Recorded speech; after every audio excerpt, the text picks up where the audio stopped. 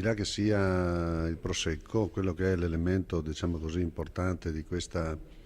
delibera è che per la prima volta depositiamo come Regione un brevetto che viene fatto con i soldi della ricerca della Regione, quindi al di là che sia toccato il Prosecco a fare da apripista, quello che è l'elemento importante è che cominciamo ad avere i frutti degli investimenti che la Regione fa in ricerca e quindi questa è una formula per un lievito che migliorerà le qualità e le caratteristiche del Prosecco. Ma ripeto, quello che mi preme sottolineare è che la Regione ha deciso anni fa di investire in ricerca, non solo diciamo così, con finanziamenti alle imprese, ma anche con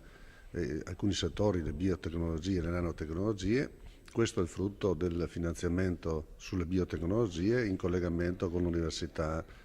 di Padova, quindi credo sia un risultato importante perché è, ripeto, il primo brevetto che la Regione deposita come titolarietà e quindi come brevetto proprio.